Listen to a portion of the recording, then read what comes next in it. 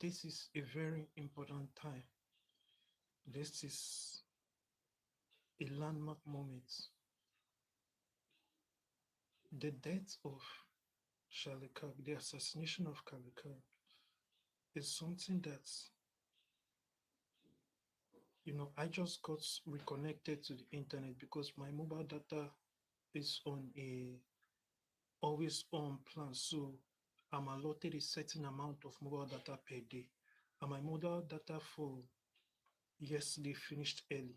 So I just got reconnected at 12 midnight. You know, now it's a new day. And what do I see? News that Charlie Kirk is dead. He was assassinated when he went to a college campus to speak, as he does with, his organization, Turning Points. This is a pivotal moment. And, when you look at things like this, when you look at the Ukrainian woman who was stabbed by an African American just because she was white, you know, we have this anti-white sentiment that is very strong. And there are a lot of people who are on the left who are white who have this. There's a lot of hatred towards people who are white, people who are Christian, people who are conservative. And it seems to be okay to kill anybody who is a Christian, who is conservative, or who is white. And people keep quiet about this. This kind of thing will only spiral into a race war. And the race war that these people are looking for, you are not ready for it. The racist African Americans that hate white people, this race war that you are looking for, you are not ready for it. You have to understand this. Now, the assassination of Charlie Kirk is so crazy. And you have to understand something. When you kill a political figure who stands for something and who has a lot of people behind him, you only make him a martyr. And to make matters more interesting, he is also a Christian and he was also killed for his Christian beliefs, his Christian conservative beliefs. Charlie Kirk was killed because of his Christian conservative beliefs and because he was white. So on the Christian side, he's a martyr. Now, on the political side, you have made him an icon that will never go away. You have actually strengthened him. Shout out to Hafik Makari. I can't, sorry, I butchered your name, but I'm talking about, the killing of Charlie Kirk. It is crazy. It is crazy. The killing of, shout out to Baseball God 6, 499. Thank you for that. I'm talking about the Charlie Kirk situation. Charlie Kirk being killed. Not only have you made him a martyr, now you have made even people like me. Now I'm going to incorporate into what I'm doing a whole line of products, Christian products, comics, potentially cartoons and novels that will promote his message. Because what he promoted cannot die. America is in a situation where there are a lot of young people who feel they have to be gay. They are pushing, oh, you have to be gay, you have to be transsexual. And a lot of nonsense that are pushed in these college campuses is crazy. The college campuses are indoctrination ground. They don't talk about education.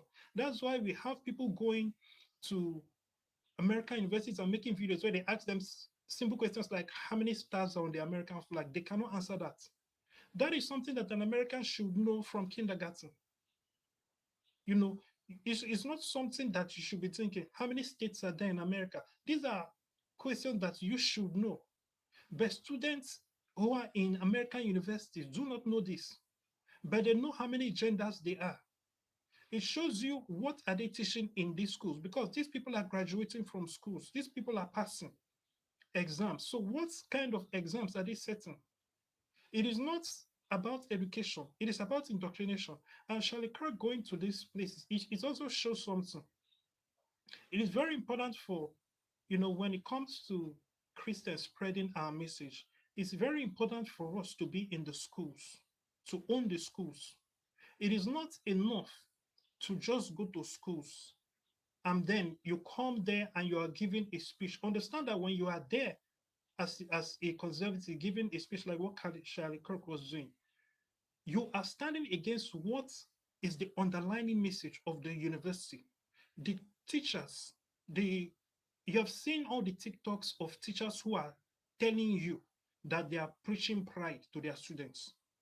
If someone wants to preach, if a teacher is not allowed to bring religion into the classroom, a teacher is not allowed to wear a cross, a teacher is not allowed to carry a Bible in American school. But the teachers are allowed to put BLM flags, gay flags, trans flags, and to tell children, I should need to ask people their gender before addressing them. What do you mean to ask people their gender? If you see somebody is male, they are male. If you see somebody is female, they are female. Why do you need to ask them? And then, so if a man says that he's female, you now start addressing him as her. What nonsense is that? That is what the teachers are more interested in doing. So I would say this. First of all, stop sending your children to these schools. We need to have our own schools and have our own curriculum. Stop sending your children to schools where they will go to the school and come back homosexual, or they'll go to the school or they will start hating you. We have a new generation of white children who hate their parents. All this new generation of white people, they hate their parents. They believe that America is um, colonialism and America stole that, all kinds of things. A lot of the things that they believe, oh, you hate me because I want to choose my gender, all those kinds of things. They're indoctrinated to hate everything their parents believed and stood for. They hate the American flag. They hate anything pro-American. You cannot keep sending your children to these schools. Number one, you should influence these schools, but you don't need to send your children to these schools. Look at the gays, the LGBT, and all the people on the left. They want to influence everything. When this LGBTQ thing started, it started as people should have the right to believe what they believe. Allow them. Why are you offended? It doesn't concern you. What other people do in their bedroom do not concern you. So conservatives bought it. We bought that idea. Let us leave them. Let them do what they want to do. But now they have now come to force it on everybody because we allowed them that time. And this is the thing, when you give the devil, when you open the door a little for the devil and give the devil opportunity to put in one foot, the devil will enter the whole house. The devil is not just coming to put one foot in. He will enter inside and soon he will be the master of the whole house. And that is what has happened. Now they want by force from allow other people to live how they want to live. If they want to marry, if a man wants to marry a man, it's not you. What does it concern you? Let him do what he wants to do. It has now turned into you have to call him her. It has now turned into you have to indoctrinate your children to be gay. It has now turned into every movie has to have gay characters. And if you're offended by it, you're a bigot. It has now turned into the complete replacement of everything, anything that has to do with the Black civil rights movement. It's now gay.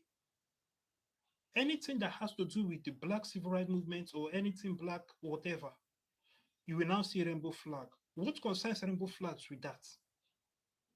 They have now taken over everything, that movement. Everything. The whole civil rights movement is now the gay movement. It's now the LGBTQ movement. And now we have a situation where if you are against or you do not agree with the LGBT, you're automatically a racist, and you're supporting white supremacy. If your skin color is not white, then you are suffering from self-hate, and then the solution is to persecute you and try to destroy you. So these kinds of things, it is crazy, and it cannot be allowed to continue. The hatred of whites, and keep in mind, this can go in a direction where it will go in a different lane. And then we will not have white people who will now bring back the Ku Klux Klan thing. If the Ku Klux Klan thing comes back, that is now a huge problem. But now we are allowing all this hatred of white people in the rhetoric to go forth. Of course, CNN came out and said nonsense. CNN was trying to blame Trump, that it is Trump's rhetoric, that these people's rhetoric. No, Charlie Kirk agrees with people's right to express their opinion. Even those who he has different opinions with, he will debate. But he agrees with, you have the right to your opinion, let us talk. But the left, there's no talking.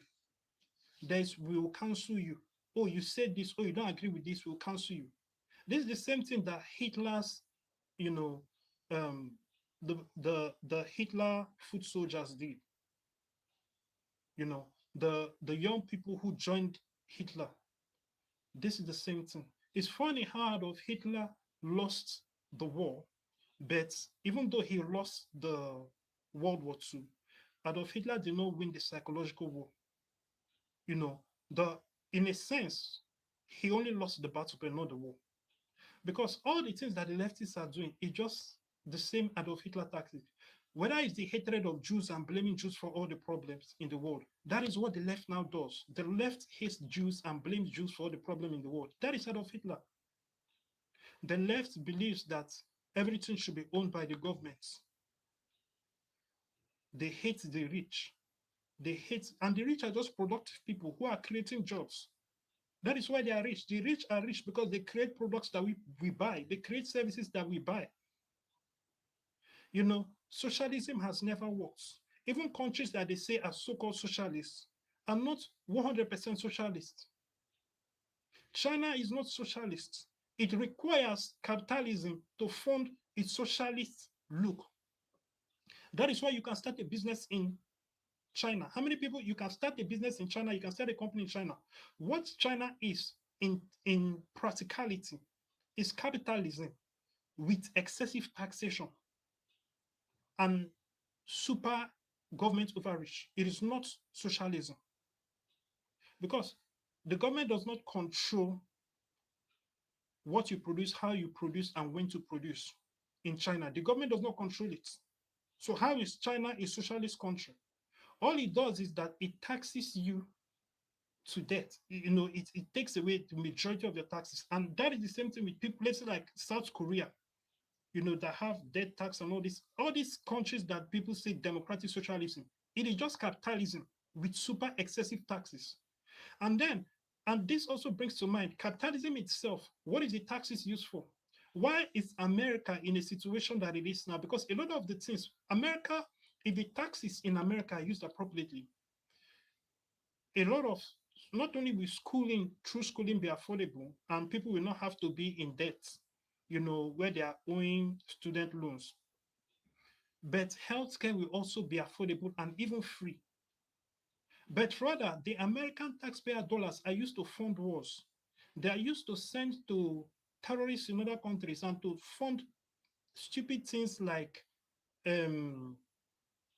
what do they call it? You know, transgender comic books in Philippines and all that stupid goals.